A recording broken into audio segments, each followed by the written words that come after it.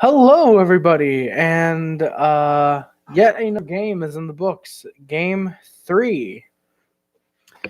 The Montreal Canadiens were beaten tonight. They now fall to 1-0-2 against the Buffalo Sabres, who are now 3-0-1, which very, very surprising for them. I'm gonna see if I can find a way to get the stats to shine on camera. I'm not sure if I'm gonna have to move them back. Yeah, I think moving them to about there would be good, and trying to shine the light away if that's possible. Yeah, there we go. You guys can see the stats now. We are gonna get into the stats. Of course, it's just gonna be a second. I need to send this link out to my to a couple friends so they can see. But yeah, Habs lost to the Sabres. It was 5-4 in overtime. Like I said, we are now 1-0-2 for 4 points. 4 points total in the year thus far. Of course, 3 games in. Too much unless we get until we get to March, and then it's like, oh, this game matters. What's really concerning me right now are the 2 overtime losses. For me, it's the fact that we lost these 2 in regulation. Look at this man reviewing baseball. Hey, Kyle, nice to see you're in here, buddy. Jesse, yeah. Oh, actually, DDT, let me make you a moderator. I don't know why I called you Kyle. Kyle, another guy. He hasn't come to the stream in a while, actually. I should probably get Kyle back here. But DDT, thank you for coming back into the stream, watching me review baseball.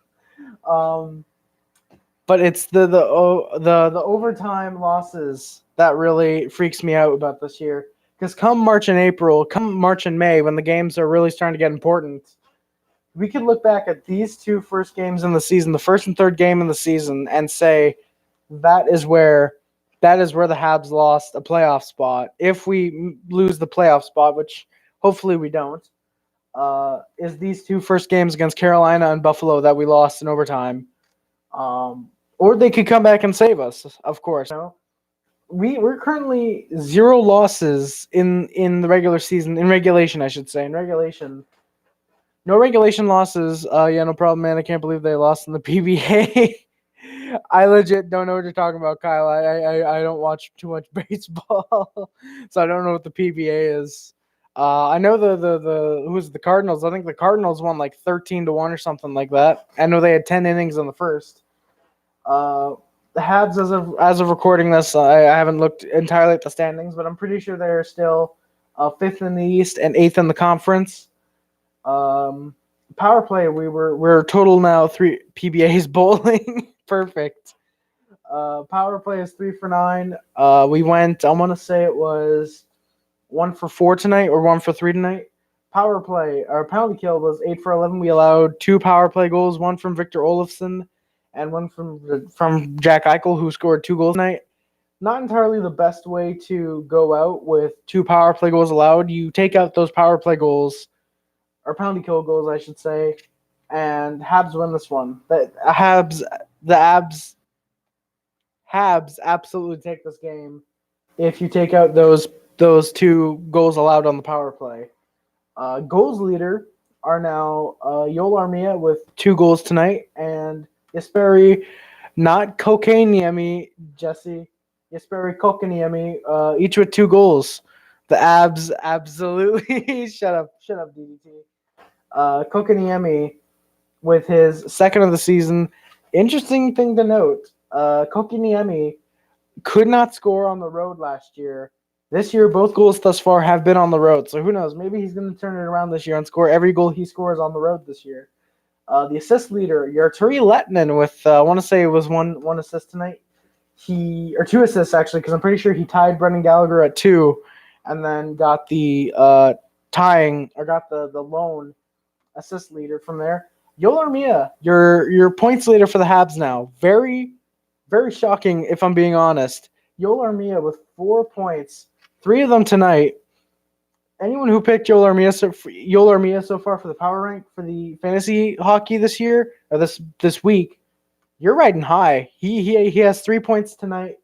You're really riding high if you got Yoel Armia on your fantasy hockey league. We'll see how he does tomorrow against Detroit. As typically the last couple of years, Montreal has been known to go in and absolutely destroy Detroit.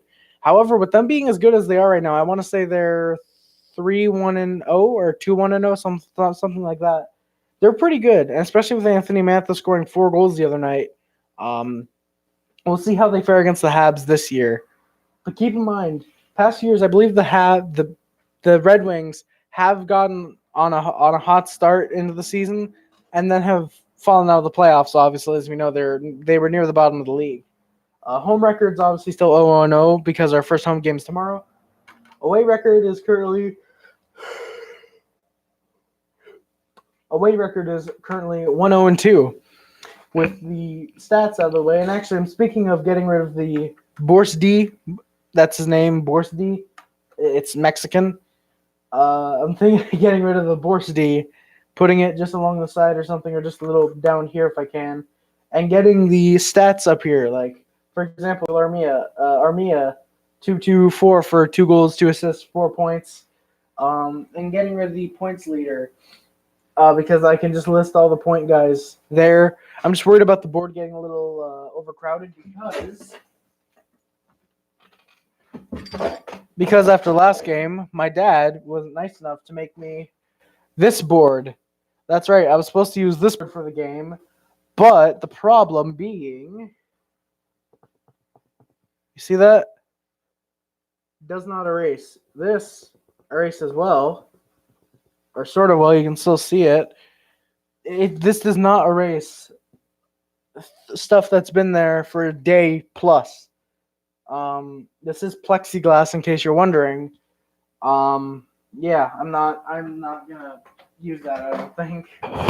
Oh, my apologies for ear raping you guys with the mic hit. But yeah, we're gonna get into the actual game in just a second. But I want to ask if anyone in the chat saw the game tonight. What did you think?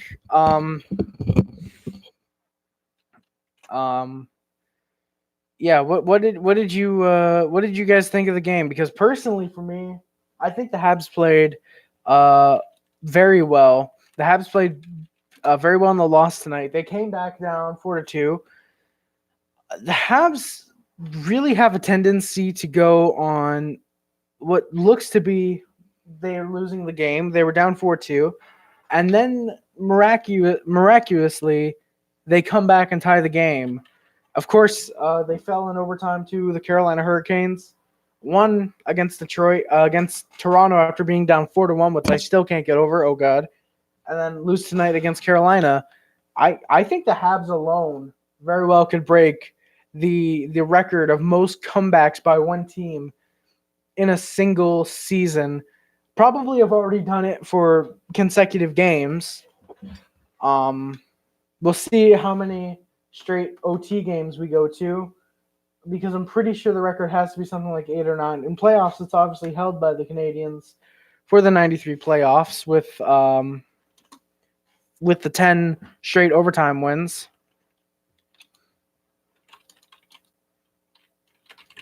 Just a moment, guys. I'm typing to a friend just to get them in on the stream, see if they want to come by, and then we'll get right into the results.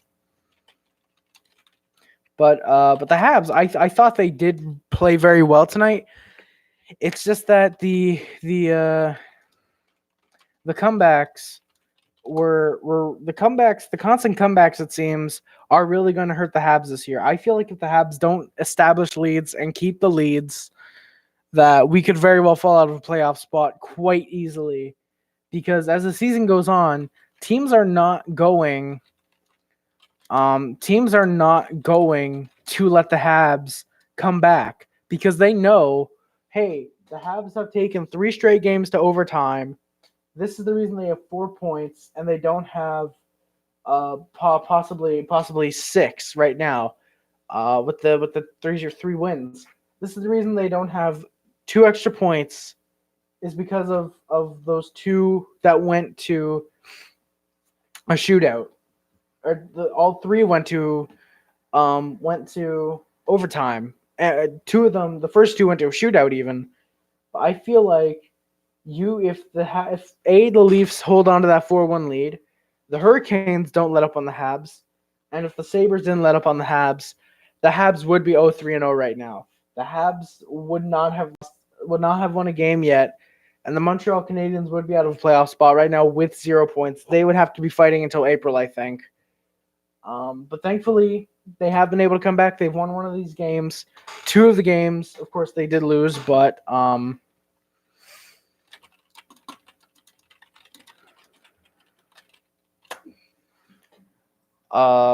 but let's just get into the game finally. 10 minutes into this. I swear I'm not just doing this to get over 10 minutes. I genuinely. So I'm thinking I am going to focus on the stats for a bit, then get into the game from now on.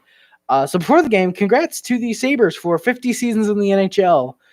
They did a fun little video package before the game and during the game as well. They had a couple. My apologies. They had a couple fun video packages for the Sabres showing great moments and players. And apparently the other night when they were during their home opener, they had a bunch of their legends coming out.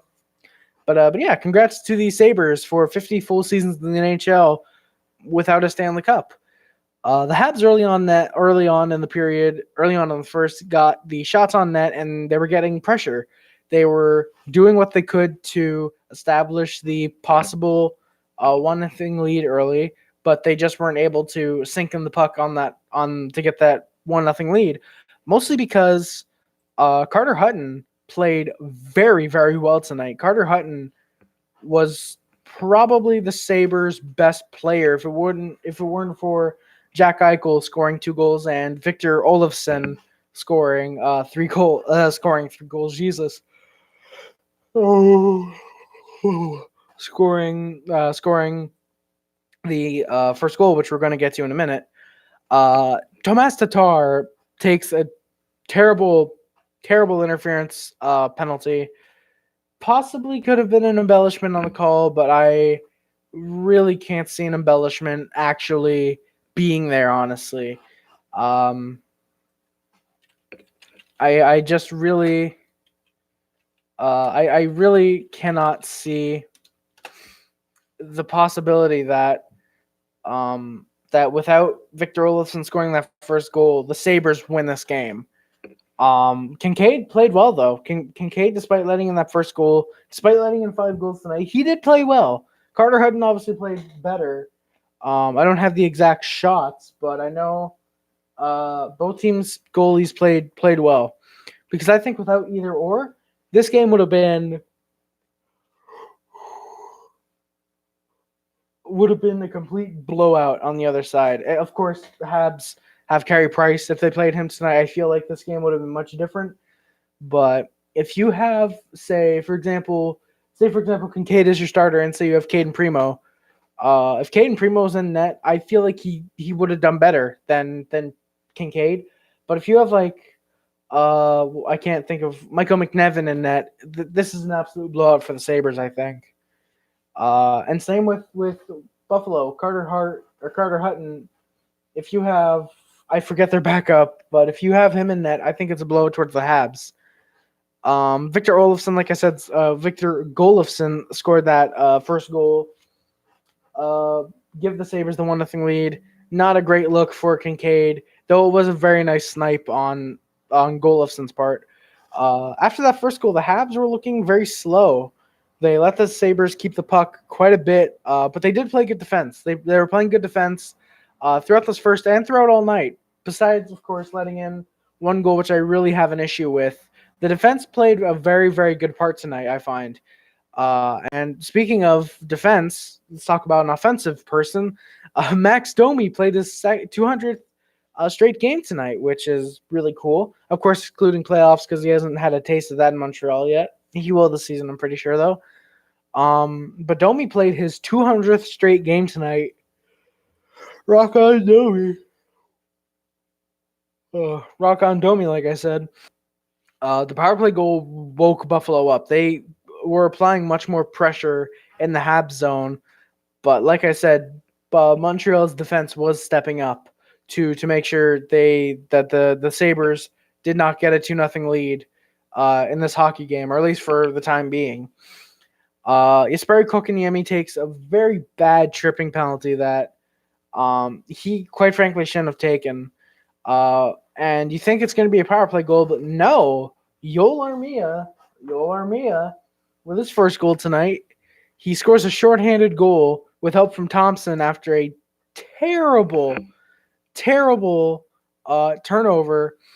from the Sabres, which they end up successfully killing the power play. The Habs do. But Armia ties the game up with a very, very nice looking shorthanded goal. My apologies for constantly yawning. I don't know why I'm yawning this early in the night. The Habs got a power play. Darlene was in the box. I want to say it was for a slashing call. Gallagher with a very nice slap shot on the power play. I feel like if Brendan Gallagher were to let that slap shot go more often, he would be possibly the Habs. Not only if I can get this. I got to fix that real quick. That's going to bug me. I feel like Brendan Gallagher would not only be the Habs' leading goal scorer, but also their leading point scorer. He's off by 1 point. He did not get any points tonight, but hoping he can get some soon. Armia gets his second of the game with a nice tip on the power play. Got right to him. I believe that's Brian McCabe. What was McCabe doing, leaving Armia in the front all just like that? He goes up, tries to, I believe he was going after Domi, leaves Armia open, gets the puck right to him, boom, into the back of the net. Habs led 2-1 at the end of the first. Druin fans on a shot with a great play from Armia, and Lettinen almost had his third of the game, which was, again, my apologies. But Armia almost got his third of the game. Very, very good. Very, very good play by Armia. Goes over to Lettinen. Drouin, of course, fans on the shot because it's Jonathan Drouin. I forgot to mention the shots were 12-11 Sabres at the end of the first, and the Habs led 2-1. Tatar took another penalty for slashing. Tatar didn't have a great game, I don't think. He did get a few shots on net, but aside from that, he really didn't have a good game, allowing pretty much 2 power play goals because Eichel snipes one into the back of the net. It was on the power play. I really can't blame Kincaid for that goal, though. Tatar just needs to stay out of the box. He should not be scoring. He should not be taking penalties like that.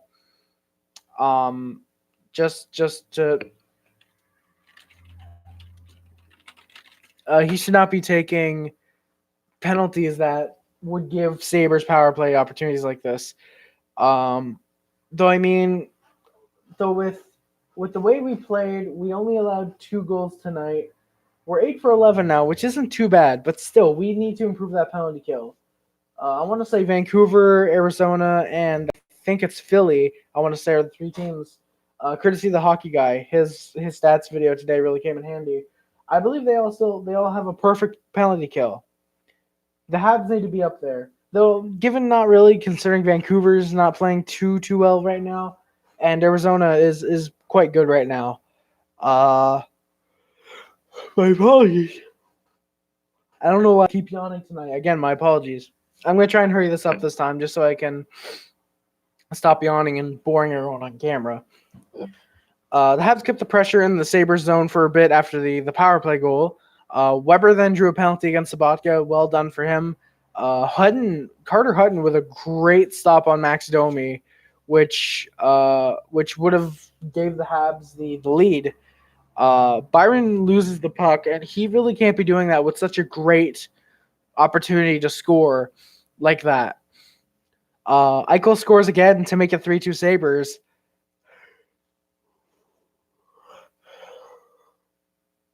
I'm going to keep yawning, honestly. Eichel scores again, like I said. Kincaid needs to make that stop. And the defense, this is the goal I was really ragging on the defense for. Eichel's in the zone. Crowd him. Poke check him off the puck. Don't let Eichel step right through you and snipe it 5-hole on Keith Kincaid. He's not Carey Price. He's not going to stop that. Yeah. If you stop that goal, obviously Habs win. Habs win in regulation. They don't give the Sabres the 2 points. They don't even give them 1 point. They get 0 points, and the Habs are 2-0-1 right now. But whatever. Wheel gets called for holding Ristolainen's stick. I argued it should have been. I want to say no. That's not the penalty I was complaining about. It's one later. Kincaid stops cycle on. Kincaid stops Eichel on a great chance for the hat trick goal in the power play before Eichel hits the post. Eichel really wanted that hat trick tonight. Thankful for Habs fans, he didn't get it. Thankful for Sabres fans, Armia didn't get the hat trick. But yeah, Armia with the two goals.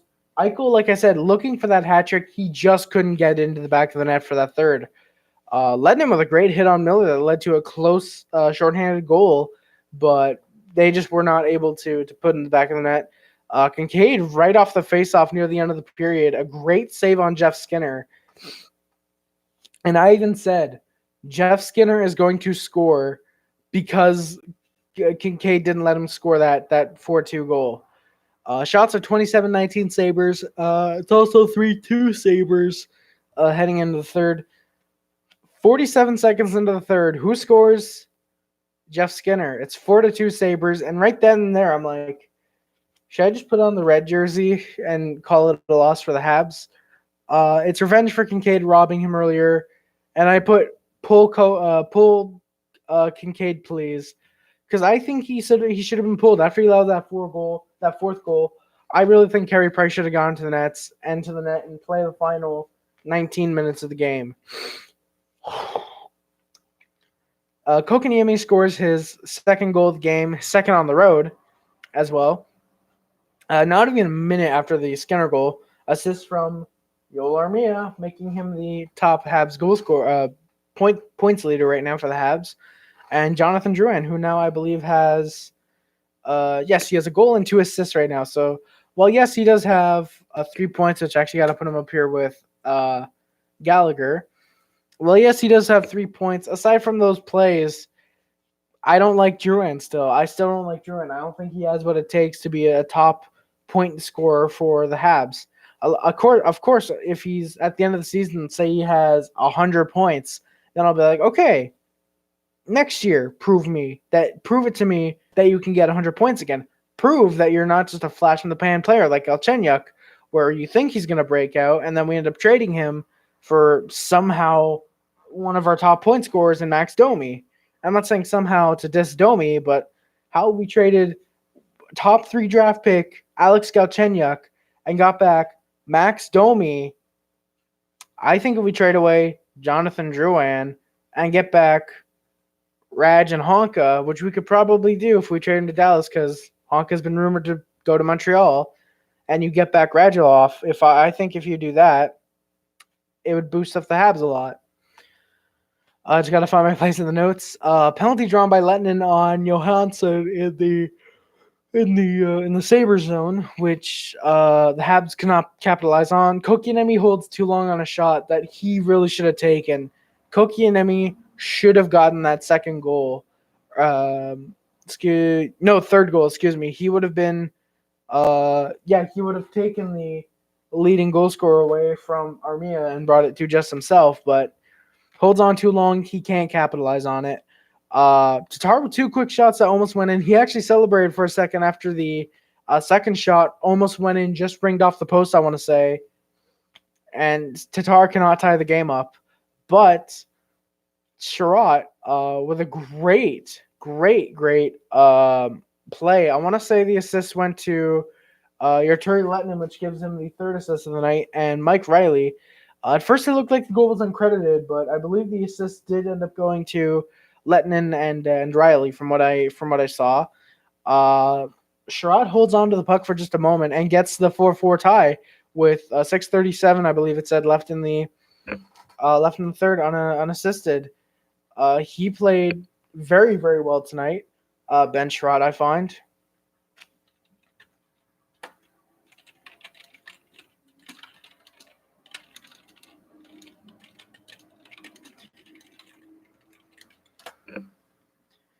Sorry. I'm gonna finish up now. But Chiarot, I think, played very, very well tonight. He showed that he can be good defensively and offensively for the Habs. Ben Chiarot now has a goal for the Habs. I want to say he has an assist, but I don't have it marked down on my sheet right here. But he might have an uncredited assist in my book. Or in my book, an uncredited assist, but really he does have an assist. I'll have to look it up though. Actually, I can just look right on my board. Yeah, so this is his first point as a Hab, actually. Habs really got the puck control after that Kotkaniemi goal. I don't want to say they were controlling the game, but they were really getting the shots off when they needed to. It was a very exciting hockey game, and Kotkaniemi really helped bring the Habs back into the game with his second goal of the season thus far. Kincaid with a big save with 250 or so left in the game to keep it tied. And Kincaid and Chiarot played great a few seconds later to stop Eichel from scoring that hat trick. Chiarot just gets right in front of the side of the net to stop Eichel. He just huddles up against Chiarot against Kincaid and stops Eichel from. Well, he does get the shot off, but he stops Eichel from really getting it off Kincaid into the back of the net for the hat trick. And it's great. But Sabres go to the power play with 35 seconds left. Deneau for slashing. We can only blame Philip Deneau for the way this game ended, I think. Philip Deneau shouldn't have taken that penalty. Or shouldn't have drawn that. He shouldn't have taken that penalty. I just honestly I really do have to blame Philip Deneau. I like Philip Deneau though. He's got a goal in the season so far, but I have to blame him for the way this game turned out. He takes a penalty with 35 seconds left. Sabres get a good chance at the end of the period, but the Habs and Sabres are tied 4-4 at the end of the third, and they're going to shoot out overtime, and the Habs are guaranteed a point tonight, which is where the fourth point comes in tonight. The Sabres controlled overtime with the power play. The Habs, and actually I actually forgot to write this one down, but on the penalty kill, no, we are still 8 because the goal came literally like seconds after the. Oh no. Yeah, no. Actually, yeah, true. I do gotta make that 9 because it's not goals that we've allowed. It's how many times we've killed them off. So we are now 12. We're 9 for 12 now on the penalty kill. Yeah, the Habs. Deneau's penalty turned out to be not useless because the Habs did kill it off, but seconds after that Deneau penalty expires, O'Reilly with a great shot that beats Kincaid.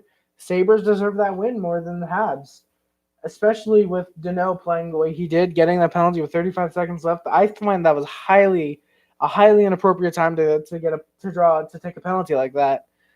O'Reilly just scored, and the Habs deserve to lose because of Deneau like that. I find, at least. Yeah, I'm gonna get out of here. Chat isn't too active unless anyone has any thoughts on the game.